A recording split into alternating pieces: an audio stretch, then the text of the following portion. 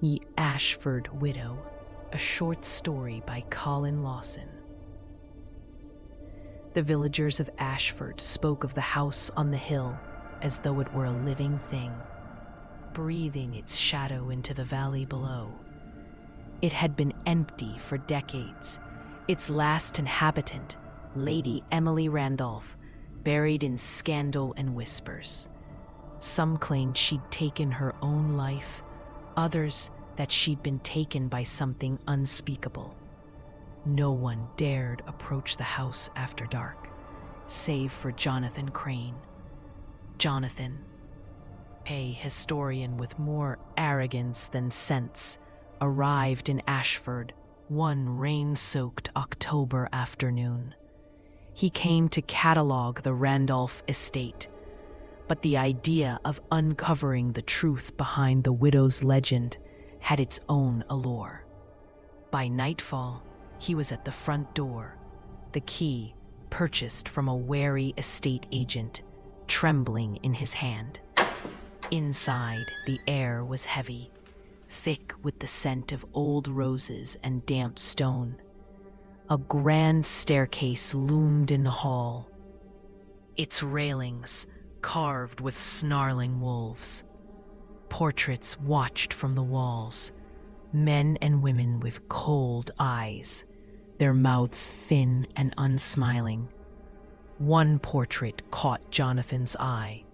A beautiful woman stood alone, looking out from the canvas.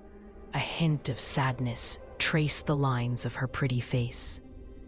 Below the portrait's frame was a small plaque, Lady Emily Randolph.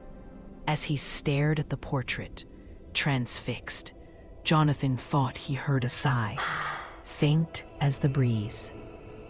Though no windows were open. That night, as he worked by candlelight, he discovered Emily's journal, bound in cracked leather. The first entry stopped him cold. "I did not choose this hunger. It came to me in the dark, in the shape of a man who was not a man." He read on. Emily described a lover with eyes like frost on black water, who visited her in secret, feeding her dreams with promises of eternal life. She wrote of her own transformation, a taste for blood, the fear of sunlight, the creeping madness that followed. The last entry was a single line: "I cannot endure the hunger alone. I will wait for another." The clock struck midnight. A soft knock came at the door. Jonathan froze. No one should be here. The villagers avoided this place. The knock came again, and then the voice, smooth as silk. "Jonathan Crane, open the door." His blood chilled.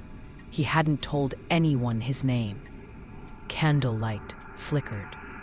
Shadows stretched long fingers across the walls. Against his better judgment, he went to the door. She stood there, Emily Randolph, pale as moonlight, her black gown rippling as though it moved of its own accord. Her lips were red, impossibly red, and when she smiled, Jonathan saw the faint gleam of teeth too sharp to be human. "You came," she said softly. "I've been waiting." He tried to speak, but the words caught. She reached for his hand, her skin cold as carved marble. "You've read my words," she whispered. "Now you will live them."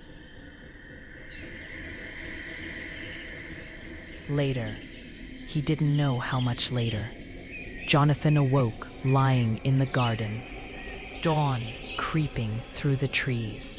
His hands were torn, the taste of blood thick in his mouth. He stumbled to his feet, head pounding, every muscle trembling with a new, searing hunger. The house on the hill was empty once more, its windows dark.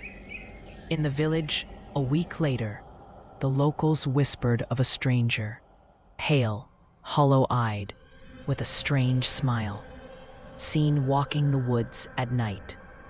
They said the house had claimed another. What none of them noticed was that the final portrait in the Randolph Hall, Lady Emily's, now had two figures painted side by side. Jonathan stood next to her, smiling with blood-red lips.